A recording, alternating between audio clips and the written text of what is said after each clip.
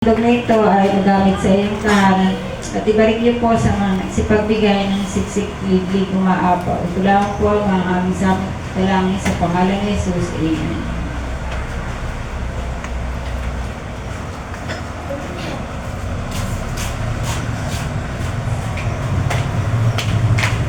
Mga kapatid, tumayo po tayong lahat bilang paggalang sa pagbasa ng salita ng Panginoon. Matutungayan po natin ito sa Luwang Tipan, sa Genesis 28, mga talata 15 hanggang 17 kung sinasabi.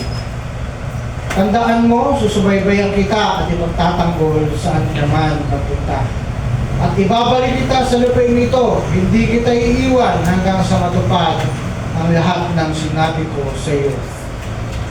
Verse 16, nagising si Jacob at ang sabi, hindi ko alam na narito pala si Yahweh.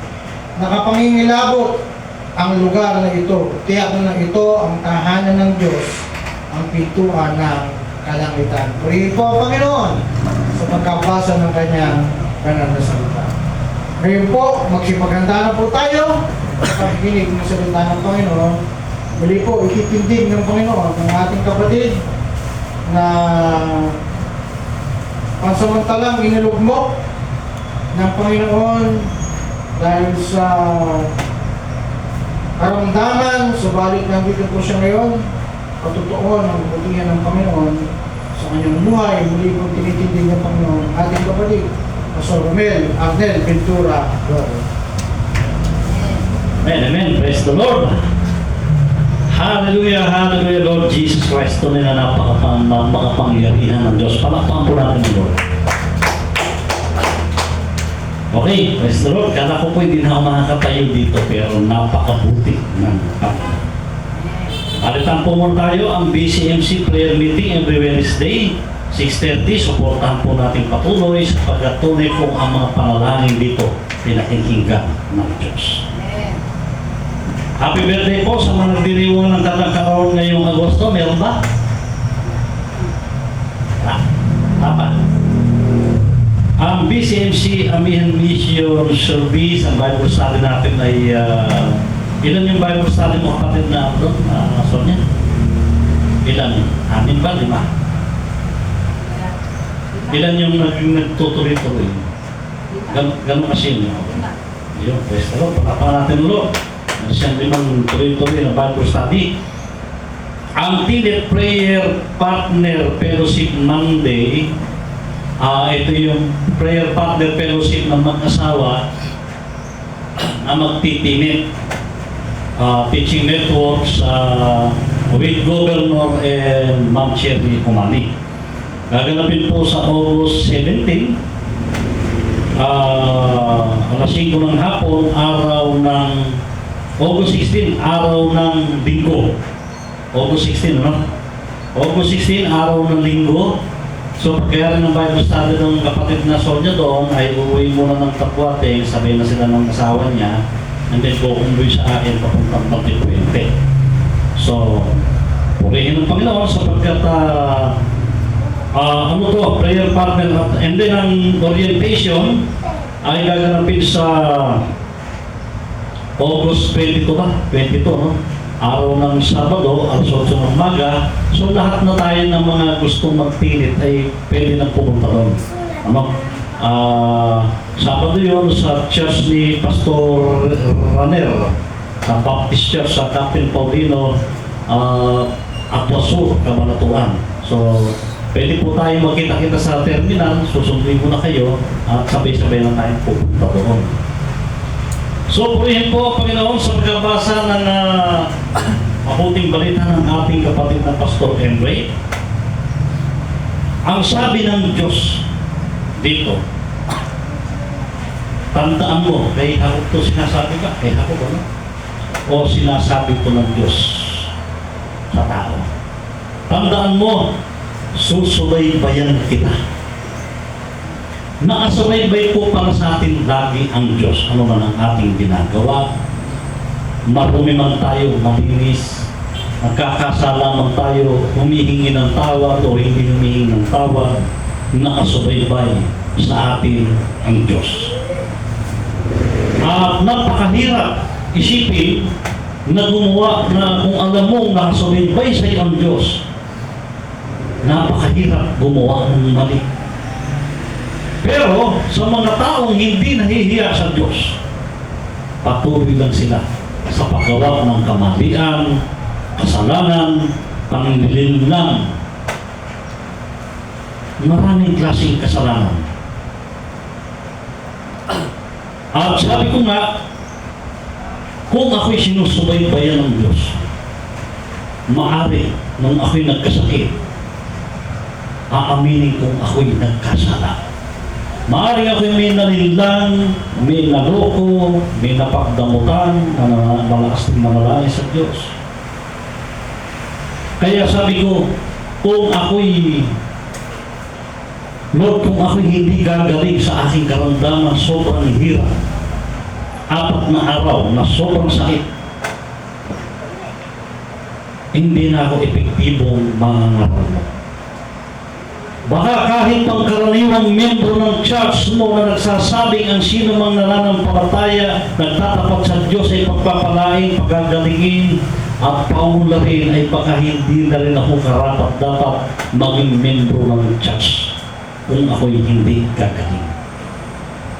Ganon talaga, kasi bilang lingkod ng Diyos na tapat at tunay na nananampalataya sa Diyos, mahirap yung hindi ka gumaling-galing nangangaral at nagsasabi sa tao na mananampalataya ay kagagaling kung mismo nangangaral o yung membro hindi gumagaling. Baka ito na yung tinatawag na limit of your faith. Ibig sabihin, limit of your faith na dahil sa iyong kasalanan na patuloy mong ginagawa kaya hindi ka gumagaling-galing, kaya yung pinasok mong ministeryo sa halip na pangangaral ng salita ng Diyos, ang iba iskampa o kung ano-anong negosyo pinasok, o kaya magmembro ka man ay hindi ka rin gagaling sapagkat meron kang ginagawang hindi pinagigiliwan ng Diyos. Ngunit, kung sa kabila ng iyong sakit karamdaman na nang binasa ng mga doktor at mga marunong bumasa ng ultrasound ng aking ultrasound, ang sabi nila ay wala na. Acute talaga kasi lubog si pagkalalaki at talagang nagsasabing kailangan ko magpagamot sa malaking ospital. Ang alam ng ibang mga kapatiran ay wala na ako. Tapos para pa akong nagpapaalam doon ng I love you or mahal ko kayong lahat. Pero, hindi sila makakita. Maaring may natutuwa sapagkat ako'y mawawala na. Maaring namang merong hindi natutuwa sapagkat nanghihinayan na ako'y naging kanilang kaibigan. Ngunit sa kabila ng sakit karamdaman 4 na araw na pagtitiis, Lord, nasabi ko, ba't ako nagkaganito? At parang plastic na lang na wala akong nararamdaman na kaharapin mga tao. Maiinggit ka na pala pagkaganon sa mga taong tumatakbo dyan, walang nararamdaman kahit nangungutong, kahit naghihirap. Sabi ng anak ko, dalaga, may inom kaya ito ng alak dati, kaya nagkaganyan eh. Sabi ko, hindi sakit talaga yun ng nagkakaedad na lalaki. Dahil namin yan. Buti pa nga raw yung mga manginginom ng alak, hindi nagkaka-prostate cancer. So, kaya sabi ni Pablo, titikim ka rin ng konting alak. Huwag naman konti-konti lang. Pampasarap tulog lang. At huwag ka dapat malasing sapagkat ang kalasingan ay hindi sa Diyos. Kaya mga kapatid, doon ko napagtanto na kapag hindi gumagaling ang ating karamdaman ay baka makakasira lang din ako sa Lord na sabihin ko, praise the Lord, pero ako'y ayaw gumaling. Baka makakasira lang ako sa church. Kaya sabi ko, para Pastor Emre, hindi ako makakasama dahil mahirap yung nagpe-praise ng Lord pero nakangilip. Praise the Lord! Mahirap. May namin nakikita niyo kung ganito, kami ni Pastor Andre nagpe-press the Lord, nakangiti dahil damang-dama ang kagalingan, karunungan, talentong physical, spiritual na pinagkaroon ng Lord. Palakpakan natin ang Lord. Meron kayo nun, di ba? Yung may sakit karamdaman ay hindi ko hinusgahan. Pero laging may plano ang Diyos. Kasi kung talagang hindi ka pagkagalingin ng Diyos, ang dapat puntahan niyan, Ben. Hindi yung nabubuhay ka pa ng mahabang panahon ng may nararamdaman, ibig sabihin, pasok ang salitan kapag may buhay. Habang may buhay, may pag-asa. Amen. Huwag kang mawawala ng pag-asa.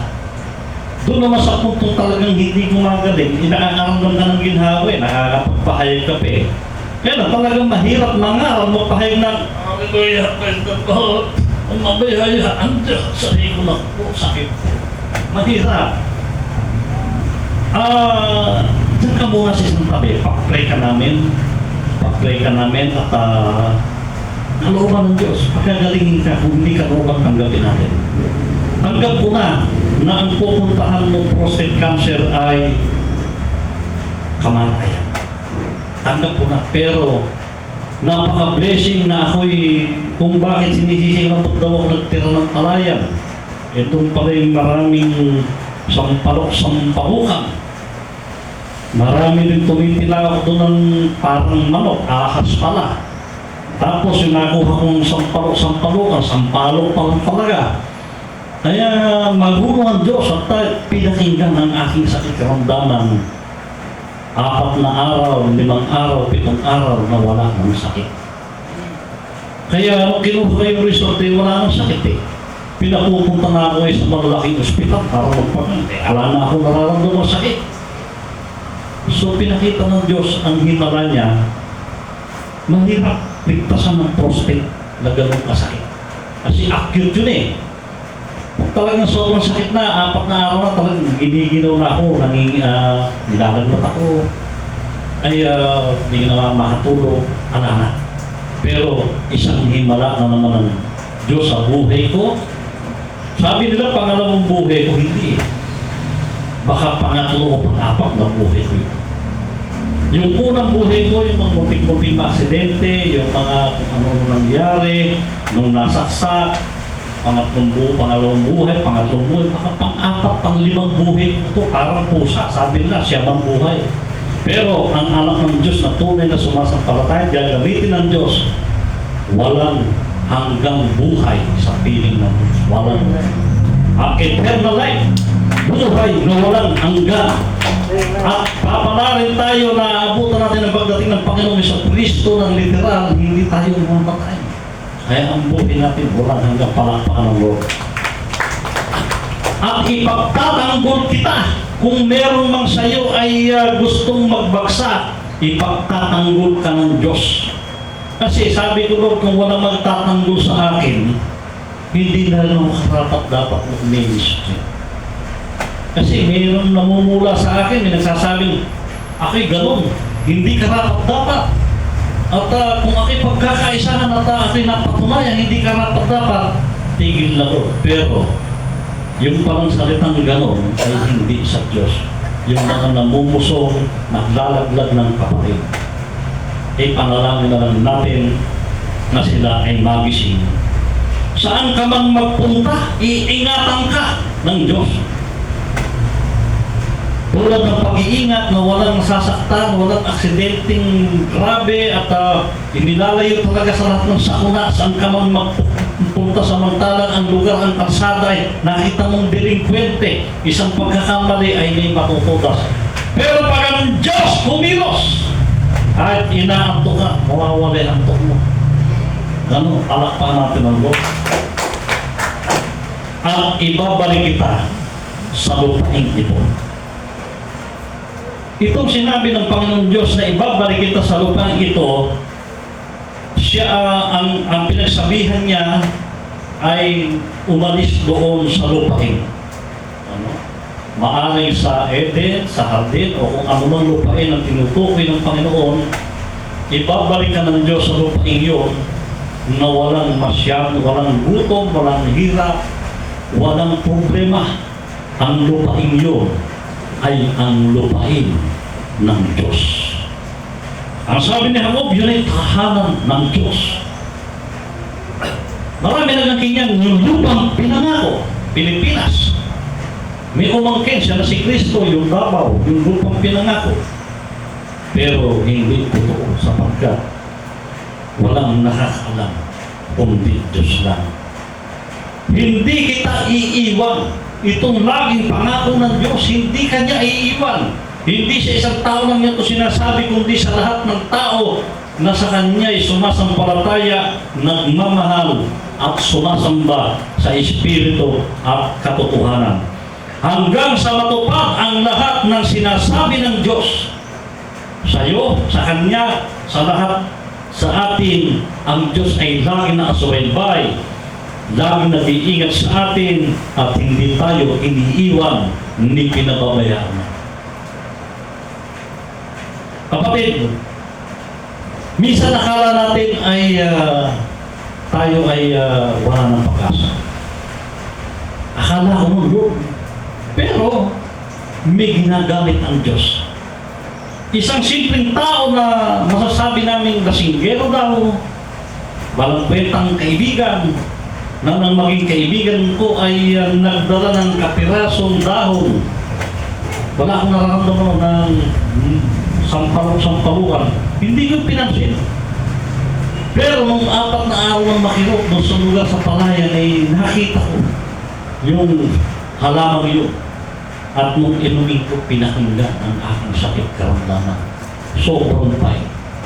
Pati blood sugar ko nag-normal. Nawalay high blood. 110/70. Ay, di magkain na namin sa baka naman ako mag-low blood na. Ano kung siya na? Over 70. Ay, dati takot kumain ng mga karning walang suka. Ngayon, kahit walang suka, diretso karne. Ng manok. Walang high blood.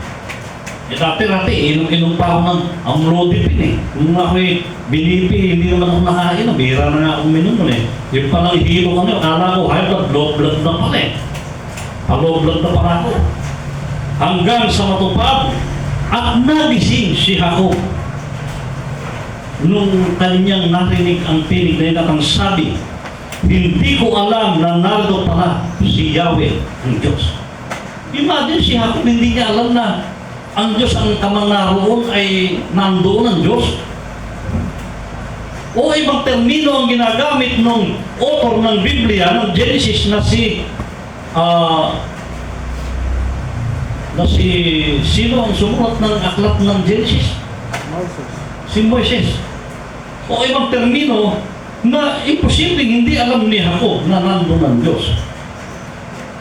O ang termino niya, kaya niya nasabi yun, nandun pala siya sa tahanan ng Diyos mismo, sa lupain, sa lupang tahanan ng Diyos, na kung saan doon naglalagi ang Diyos. Bagamat siya omnipotent na kahit saan kang lugar nandun, ay nandun siya, pero yung kapirmihan ng Diyos, yung lugar na kinalalagyan niya, iisa lang. Yun yung langit, o ito yung bunga, pintuan ng kalangitan ng kaharian ng Diyos. Na kung saan ay meron din siya doon. Pero yung pintuan ng langit ng Diyos, ito siya. Na nagsasabi kapag ikaw ay sumunod sa Kanya, tumalima sa Kanyang kagustuhan, pag ikay sumakabilang buhay o dumating ang panahon na ikay papasok sa Kanya, doon niya sinasabi, pumasok ka sa aking kagalakan. Yun. Yung lugar na yun, kaya kinilabutan si Jacob, nandun siya mismo sa pinto ng kalangitan, na kung saan, kung pag-aaralan ng mga Bible scholar, yun ang lupang maaring lupain ng Eden, o kung saan nagkasala si Adan at Eva na sila'y pinalayas. Dahil nandun ang Diyos, naglalakad, doon siya numalang ng tao, ng hayop. At nung sabihin kay Jacob na ibabalik sa lupain, yung lupain din na yun ang pinupukoy ng Diyos.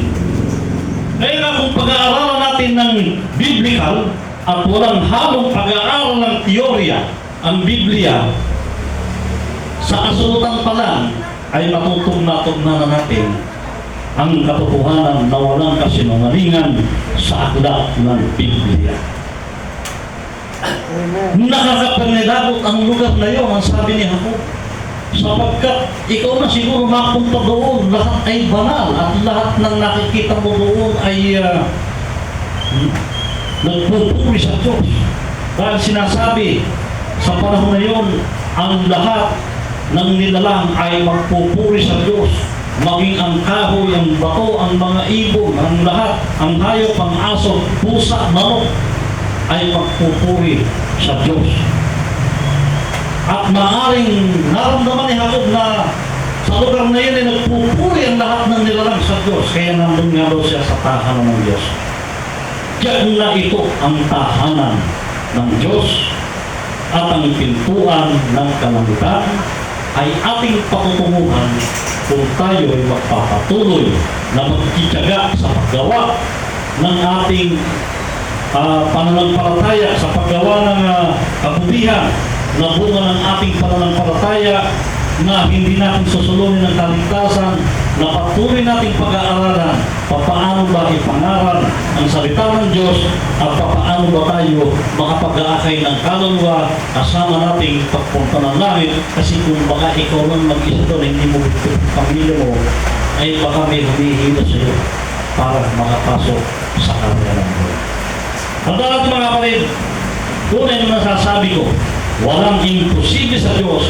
Kapag gagamitin ka ng Diyos, ano man ang iyong tinapos, sino ka man, gano'n ka man kahirap, ano man ang iyong pagkatao, gano'n ka man naging kasama, naging kasing itim ng maitim ng kasalanan ay papuputiin ng Diyos na parang niebe sa anyang paningin, ikaw ay gagawin perfectong mananampalataya ng Diyos. Ang Ama, ng Anak, at ng Espiritu Santo. Kahit ba tayo pumikit manalangin, nakita namin Diyos na makapangyarihan sa lahat. Salamat niya kung parang gabing ni Hered na patuloy mong ipinapaaral sa amin ang iyong kabutihan. Ang aming mga patutunguhan ay dapat lagi kami nakahanda dahil kami pa rin yung lagi sinusubaybayan. Iniingatan saan man kami pumunta, Panginoon. Lagi mo kami inililigtas at patuloy mong patunayan, Panginoon, sa bawat isa sa amin, sa mga nandito, sa mga nanonood, na nakikinig, Panginoon, na tunay ang kumikilos sa sana na walang puwang ang sakit karamdaman, walang puwang ang maggawa ng dyablo. Ang lahat ng mga anak mong nandito nakikinig sa iyo ay daranas ng kaginhawahan, kagalingan, karunungan, talentong pisikal at espiritual, kayamanan, pag-unlad ng buhay, kasaganahan, Panginoon, sa bawat isa. Na mabayaran namin ang lahat ng aming mga utang, Panginoon, at hindi na kami makaisip pang muling mangutang upang ang aming pinatangkid, Panginoon, ay may pagkaloob namin ng purong-puro sa iyong gawain sa aming sambahayan buong pamilya. Panginoon, salamat sa bawat pamilya. Narito, sa aming Pastor Emre, Panginoon, na patuloy mong ginagamit, na tunay nga hindi mo siya iniiwan, pinababayaan man, patuloy na pinadadama sa kanyang pag-iingat, Panginoon, saan man siya pumaroon. Salamat sa buhay ng kapatid namin ng Panginoon, na patuloy mong ginagamit, hindi lang sa barangay, kundi sa iglesia, at sa buhay ng maraming tao. At sa lahat ng kapatiran na rito, Panginoon, ang bawat pamilyang Abel Moral Hernandez, Roque Family, Manuel, Vergara, Lungalong, Santos, Lugan, Reyes, Gamboa, Garcia, Pangilinan, Calara, Padrones, Nabati, Navarro, de Guzman, Laksamana, Lorenzo Alvarez, Siriaco, Doronio, Bastimosa, at ang Panginoon ay patuloy mo pagpalain. Tayo po natin tumayo at patuloy sa panalangin. Panginoon, pagkalooban mo ang mga anak mong ito ng iyong biyaya, pagpapala, karunungan, talento, pisil, espiritual, pasaganin na yung buhay. Na sa aming pag-uwi, Panginoon, ay dala namin ang iyong katwiran. Patuloy mo palawigin ang aming pagpipigil sa sarili. Patuloy mo, Panginoon, kaming pauhawin sa kaalaman ng pagbibigay, Panginoon, ng anumang espiritu ng karamutan ay mawala sa aming puso. Walang po ito sa puso ng iyong mga anak, sapagkat ang puso ng iyong mga anak, Panginoon, ay punong-puno ng iyong pagbibigay sa lahat ng mga taong nangangailangan, nananalangin sa iyo, Panginoon, na minsan nga, Panginoon, aming kakainin ay ibibigay pa namin, ngunit ibinabalik mo ito ng double-triple. Panginoon, patunayan mo sa bawat nagbibigay, Panginoon, na pasasaganahin mo pabalik sa kanila ang ng double-triple Siksik, digdig, umaapaw ang aming mga binibigay. Aming Panginoon ay magpasamantala mag-iwalay, napalaan yung kapwil pag-asa. Magpalain mo, Panginoon, ang may sakit karamdaman, pinapalayan ng patuloy, Brother Rex, at lahat ng mga nanonood, nakikinig. In Jesus' mighty name, pinagagaling mo ang bawat isa. Ito po ang aming samog dalangin, papuro salamat sa matamis sa pangalan ng aming Panginoong Jesus. Sa biyaya ng Diyos, na nang dahil sa kanyang pagtungo sa krus ng Kalbaryo ng ating Panginoong Kristo ay naligtas tayo sa kanyang dakilang pag-ibig, sa pakikipisa ng banal na Espiritu at sa pakikiisa ng anak at ng amang makapangyarihan. Ang biyaya ng Diyos, kasaganaan, pag-iingat ay laging sumaating lahat mula ngayon at magpakailanman, sa ngalan ng Ama, ng Anak, ng Espiritu Santo. Amen. Amen. Amen. Magkamayan po tayo bilang magkapatid sa Lord.